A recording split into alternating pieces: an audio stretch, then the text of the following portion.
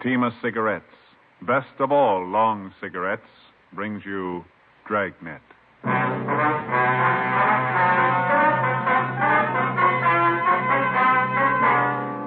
You're a detective sergeant. You're assigned to homicide detail. The life of a young woman is in danger. Anonymous letters and phone calls threaten her with murder. The notes bear the mark of a fanatic. Your job, stop them. You'll be amazed when you compare Fatima with other long cigarettes. Buy a pack of Fatimas. You'll find they now cost the same. Light a Fatima. Your first puff will tell you... Oh, that's different. Yes, what a difference. In Fatima, the difference is quality. You see, Fatima is the quality king-size cigarette because it contains the finest Turkish and domestic tobaccos superbly blended. And Fatima is extra mild with a much different, much better flavor and aroma than any other long cigarette. Because of its quality, its extra mildness, its better flavor and aroma, Fatima has more than doubled its smokers coast to coast. Try comparing Fatima yourself. Fatimas now cost the same as other long cigarettes, but your first puff will tell you... Ah, that's different. Yes, in Fatima, the difference is quality. Ask your dealer for Fatima, the quality king-size cigarette. Best of all, long cigarettes. Start enjoying Fatima tomorrow.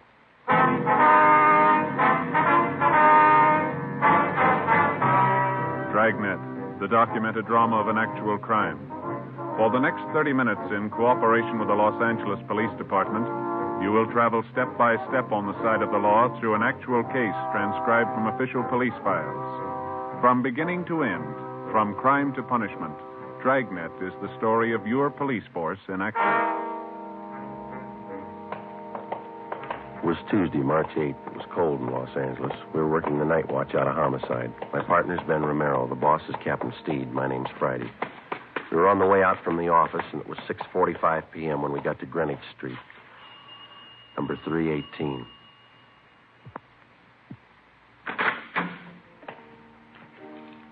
Yes, gentlemen?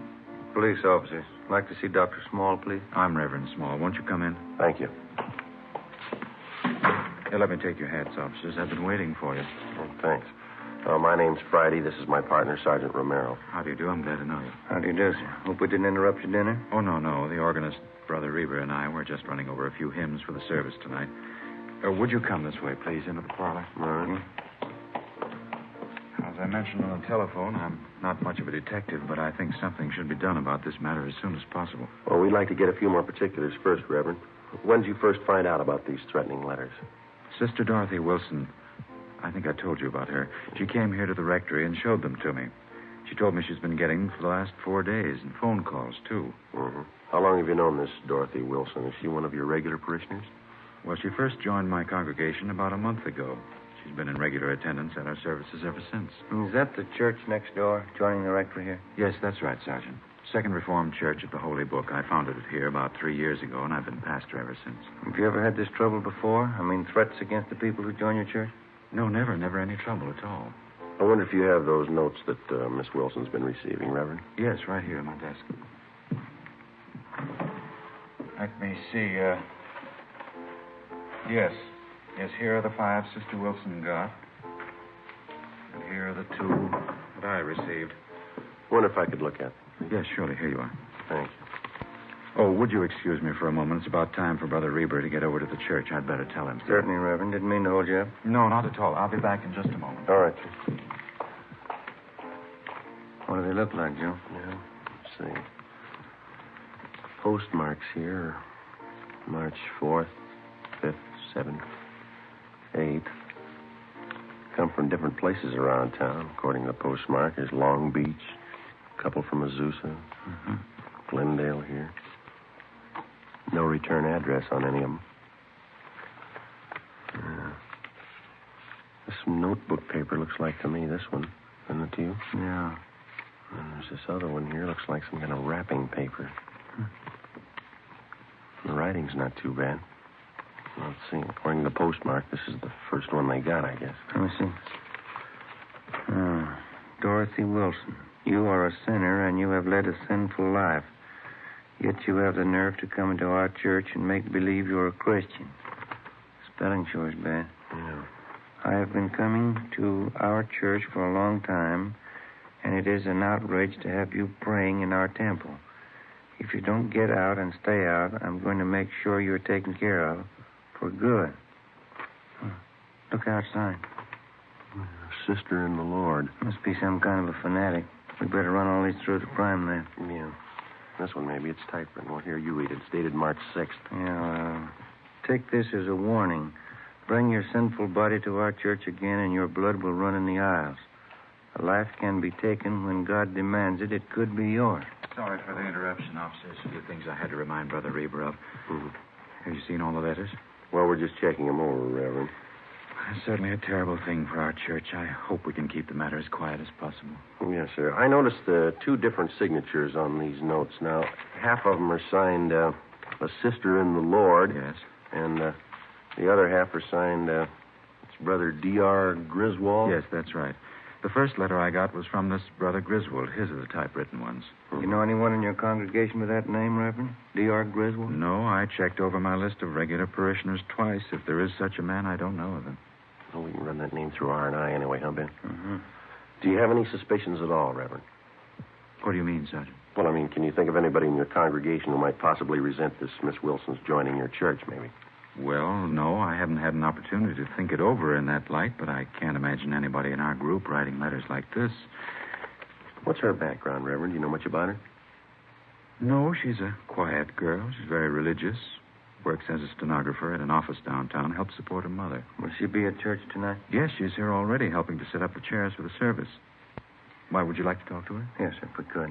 All right, let's go over to the church. There's still half an hour before services begin. We're fine. I'll have to take these letters along with us, Reverend. We want our handwriting man to check them over. Yes, by all means. That manila envelope on the desk, you can put them in there if you like. Thank you. This one here? Yes. Okay. This way, officers.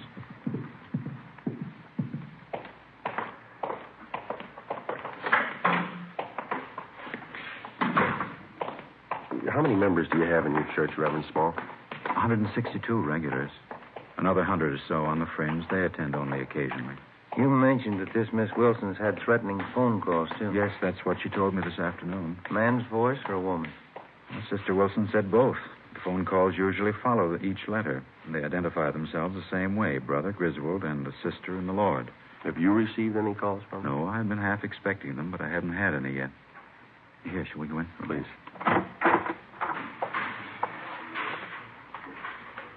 Here we are. Our seating arrangement's still temporary. We hope to have pews installed next year. Uh-huh. Nice church. Yes. Thank you. Oh, there's Sister Wilson. She's helping set up the chairs. If you'd like to wait in the choir's dressing room, I'll bring her in there to you. All right, thank you, Reverend. Let's go, Ben. This one, Joe? Yeah, this is it. Ought to open a few windows in here. It's musty. Yeah. What time do you say the services start? 7:30. It's 5 minutes past 7 now. Officers? Yes, sir. Officers, this is Sister Dorothy Wilson. Sister Wilson, Sergeant Friday, How do you do, man? Hello. and Sergeant Ramirez. That's Romero. Oh, I'm sorry. Sergeant Romero, Sister Wilson. Hello. Glad to know you. I guess you want to speak with Sister Wilson alone, do you? Well, we'd like to have you stay if you would, Reverend. Wonder if there's someplace where we could sit down. Yes, certainly, right over here in the anteroom. Fine. Yeah, this will be fine.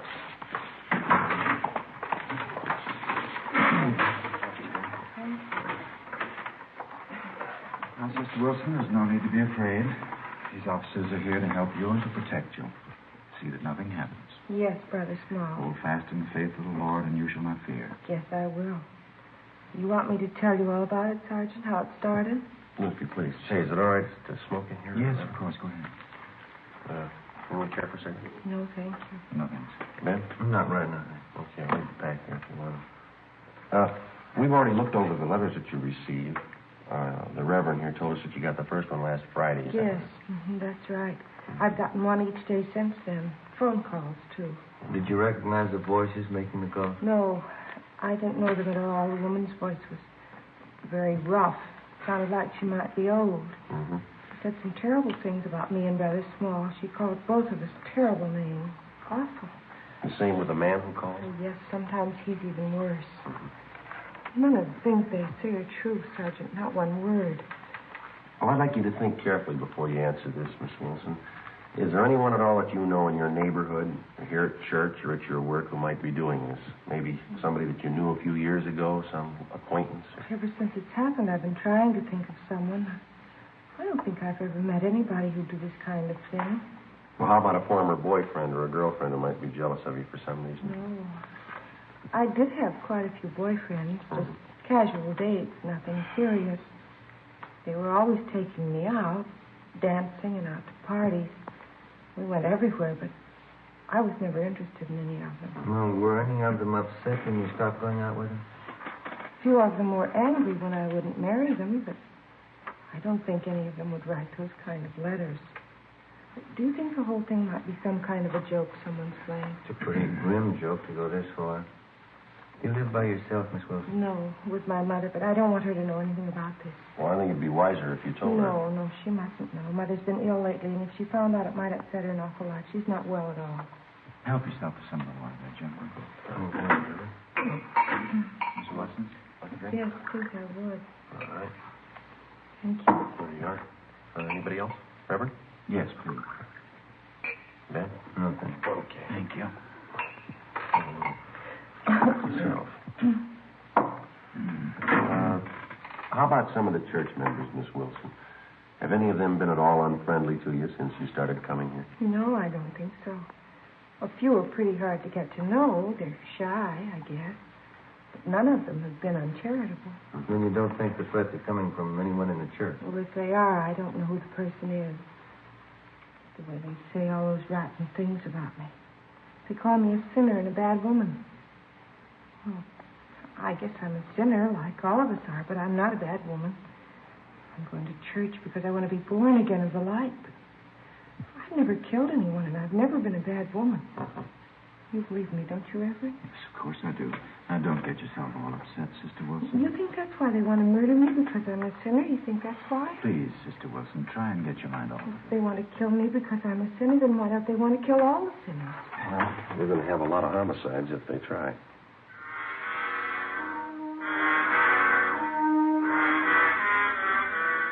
"10 p.m. Together with Sergeants Raines and Bechtel, we tailed Dorothy Wilson to her home. She parked her car at the rear and went inside. A stakeout was placed on her house. The next morning, we took the threatening letters which the Wilson girl had received and asked Don Meyer in handwriting to check them over.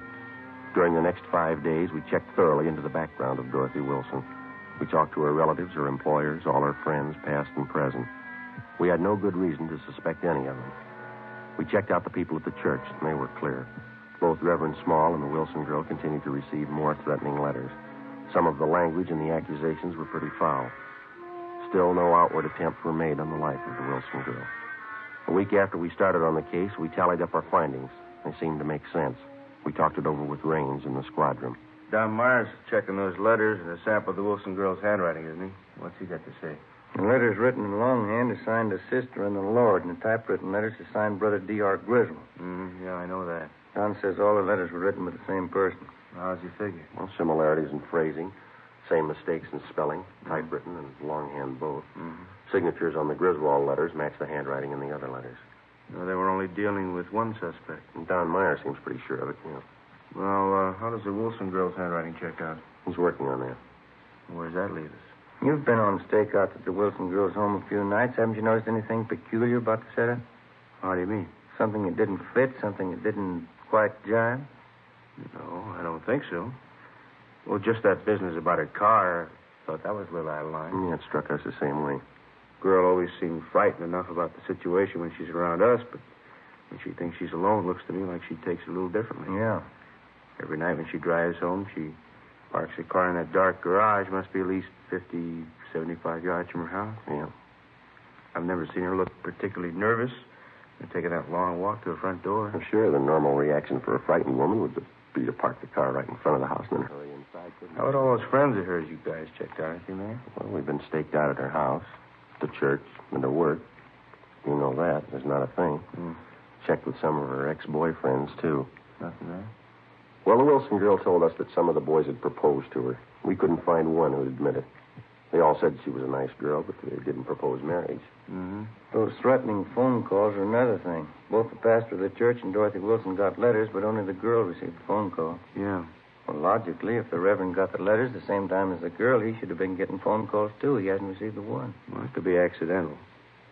Whoever wants to kill the girl might figure the Reverend would recognize his voice. Well, it's possible, but you remember that story that the Wilson girl gave us about her mother. Remember that? She didn't want her to know about the letters because her mother was sick. Uh-huh. Well, we checked with her mother's doctor, and Mrs. Wilson hasn't been sick in 5 years. Yeah, how about that? What do you figure? I think the girl's a fake. Everything we knew about the case of Dorothy Wilson, everything we'd learned through questioning and observation seemed to point to one definite conclusion. Dorothy Wilson, for one reason or another, was writing the threatening letters to herself. As for the warnings that she got over the telephone, we only had her word for it. We took our findings to Captain Steed and laid out the case for him. He directed us to stay on it for a few more days until we could find enough evidence and testimony to prove out our theory. The following day, Dorothy Wilson received a letter more threatening than any of the previous ones. Reverend Small also received a copy of the same letter. Again, Don Meyer's opinion was that they were written by the same person.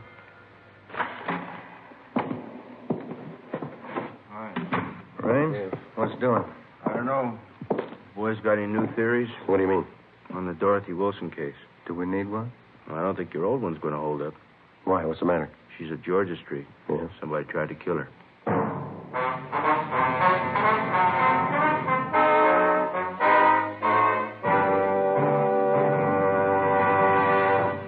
You are listening to Dragnet, authentic stories of your police force in action. Oh, no. Ah, that's different. Yes, what a difference. There's a difference you can hear, there's a difference you can see, but the difference in Fatima is quality. Yes, friends, when you compare long cigarettes, you'll find that in Fatima, the difference is quality. Quality of tobaccos, the finest Turkish and domestic varieties, extra mild and superbly blended to give you a much different, much better flavor and aroma than any other long cigarette. Quality of manufacture. Smooth, plump cigarettes rolled in the finest paper money can buy. Quality even to the appearance of the bright, clean yellow package, carefully wrapped and sealed to bring you Fatima's rich, fresh, extra mild flavor. Fatimas now cost the same as other long cigarettes, but your first puff will tell you... Ah, that's different. Yes, in Fatima, the difference is quality. Ask your dealer for Fatima, the quality king-size cigarette. Best of all, long cigarettes. Start enjoying Fatima tomorrow.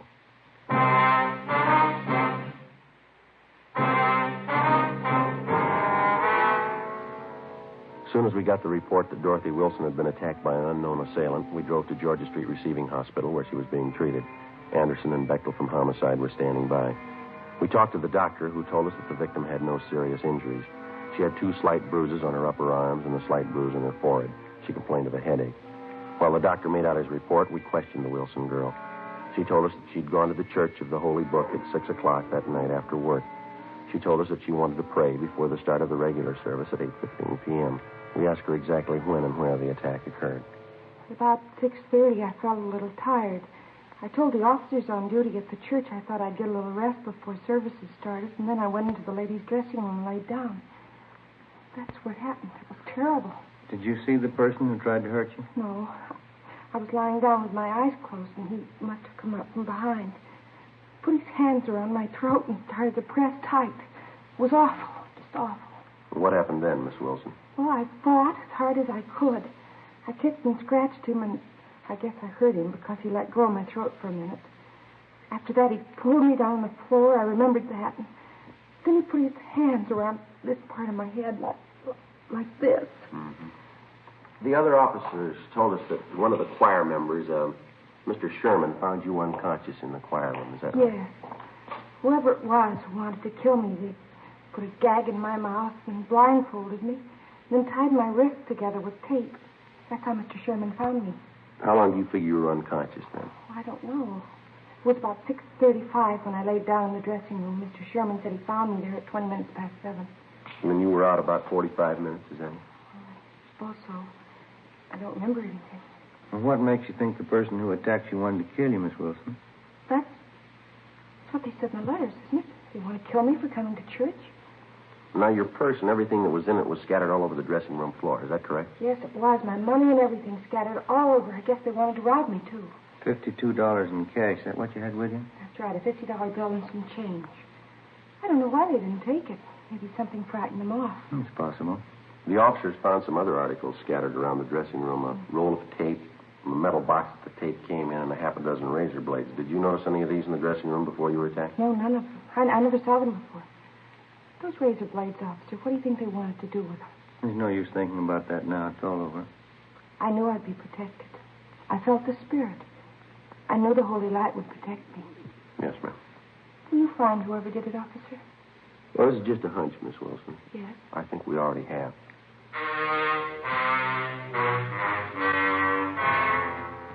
Before we left Georgia Street, we talked to the doctor in charge and got a release for the patient.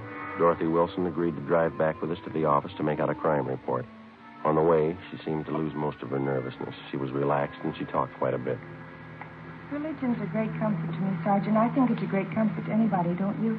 Yeah, I do. Maybe I'm different from most girls, but I get an awful lot out of my church. It's like Brother Small says, you have to be born again of the holy light if you really want to live. Don't you think so? That's right. I don't know what I'd do if it wasn't for my religion. No, I used to have a lot of boyfriends. Of course, I don't care for any of them anymore, but when I was younger, they were always taking me out all the time. That's so? Yes, I had a good time when I was younger, going out to dinner, dancing, parties. Fellas were taking me out all the time. Of course, that was when I was younger. You're not much over 25 now, are you, Miss I'll be Wilson? 27 in August. That's pretty old for an unmarried girl, but I'm not worried. You get interested in more important things when you get older, isn't that right? Oh, yes, that's right. I remember when I was in junior college, how boy crazy I was. I remember that junior prom I went to. It seems such a long time ago. Yeah. I had the most beautiful white dress, Sergeant, with sequins. And the skirt was all white net gathered in here at the waist, and it flared out real full. Mm-hmm. I went to the dance with one of the big football players. He looked so nice in his blue suit. His name was Stanley. Mm-hmm. I knew him for a long time. He's one of the fellows who asked me to marry him. I guess I was too particular. I just couldn't see any of them. Would you mind if I laid out a few facts for you, Miss Wilson? Well, not at all, Sergeant. Go ahead, please. Now, I'm not trying to embarrass you in any way, but since we've been on this case, we've checked with just about all the friends that you've had in the past few years, and that includes your boyfriends, of course. Oh? None of the fellows that you've mentioned say they've ever proposed marriage to you. Say they've been out with you once or twice, but that's all. Oh, well, you probably didn't talk to the right fellows. You probably got the names mixed. No, ma'am, we didn't. We talked to the right people. Well, I can't understand that. Neither can we, Miss Wilson. Well, what difference does it make anyway? I wasn't interested in them. I wouldn't have married them anyway. Going out and dancing and parties, that's all they were interested in. What reason did you have for lying to us? Parking in a car, necking with girls, trying to take advantage of them. That's all those fellows wanted. Some of the silly girls they married. Well, I don't... You discover a lot more important things when you get older, Sergeant. Well, I don't think that's the point. Why did you lie to us about it? I don't know, really. Maybe I didn't have a reason. I just didn't remember right, I guess. Well, you're sure you remember right about what happened tonight? What do you mean? It just happened. Of course I'm sure about it. Someone tried to kill me. Might as well park on Spring Street, Ben. Pretty clear this time of night. Yeah, okay. Sergeant, I wish you'd tell me what you're getting at. What are you thinking? Well, there's still a few things that we're not too sure of, Miss Wilson. We'd like to clear them up. What aren't you too sure of? I told you everything I knew. I was lying down in the dressing room and somebody tried to kill me. I told you all about it. Well, you told us you were unconscious about 45 minutes. Well, yeah, 40 or 45. No, we talked to the doctor at Georgia Street, and from the way you described the attack, it would have been just about impossible for anybody to make you unconscious that long by pressing his hands against your head. Well, but he hit me on the head, too. You can see the bruise here. Well, yes, ma'am, I know, but that's very slight. The doctor says that couldn't have done it either. Just a minute, I'll get the door here. Get you out, Miss Wilson. What else aren't you sure of? Well, your wrists were taped individually. Now, if somebody wanted to restrain you, they probably would have taped them together, wouldn't they? Well, I don't know what they would have done. All I know is they wanted to kill me. They said so in those letters. We're not too sure of those letters either, Miss Wilson. What? What aren't you sure of? Where they're coming from and who's sending them. We do know they were all written with the same person. Well, how do you know that? They're signed by two different people. Our handwriting man checked them over. He says they're written with the same person. You might as well have it straight, Miss If Wilson. we're going to talk, can't we do it inside someplace? Please, I'm tired. Oh, I'm sorry. All right.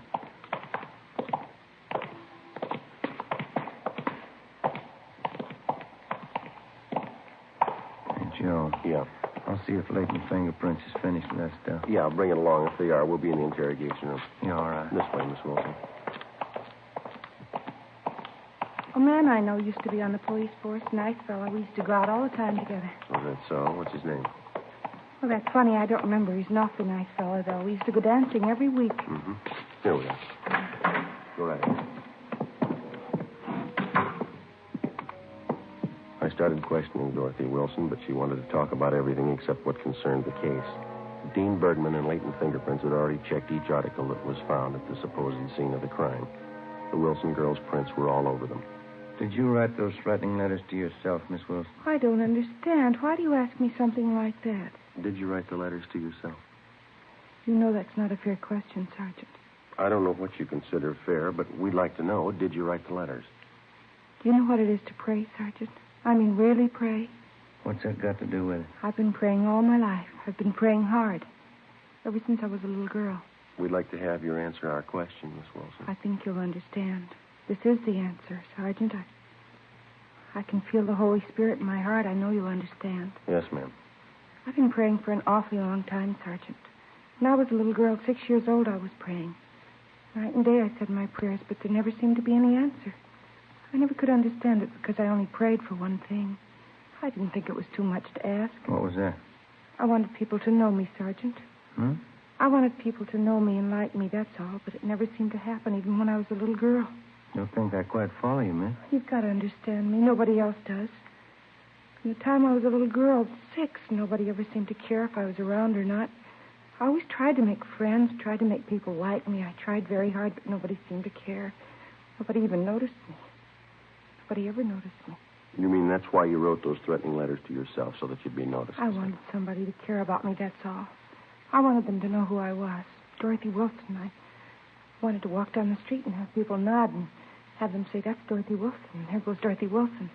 Just for somebody to care, that's all, Sergeant. Just for somebody to care. Well, then the whole thing's purely your imagination. You wrote the letters to yourself, and you pretended somebody attacked you. And all the rest. God told me to do it, Sergeant. He told me to make myself noticed. To stand up and make people know me. I'm sorry for it now, but it didn't hurt anyone, did it? Well, ma'am, you had an awful lot of people working for nothing. Oh, I'm sorry. It was so nice while it lasted. People looking after me, caring about where I went, what happened to me. It's the first time anybody ever really noticed me. It was that important to you? People knew who I was. Dorothy Wilson. They all noticed me. I feel better now that it's over. Oh, there's one thing I've got to tell you, Sergeant. Yes, ma'am. Remember driving here in the car I told you about that junior prom I went to? Mm-hmm. That time I had a beautiful white net dress with a full skirt, the beautiful new white dress. Mm-hmm. Yes, ma'am, I remember. What about it? Well, it was really pink organdy, an old dress. I knew you'd find out. That's why I had to tell you. Yeah. I didn't want you to think I was a liar.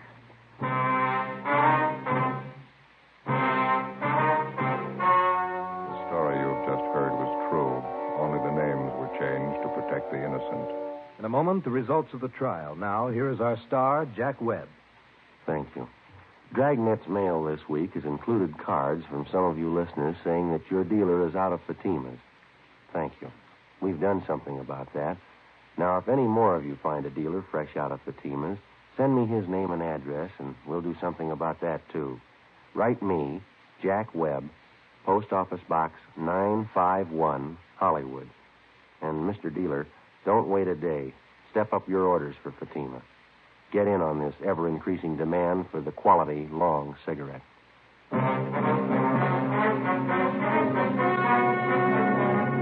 By her own admission, Dorothy Wilson was guilty of filing a false crime report, a misdemeanor. She was released into the custody of her mother.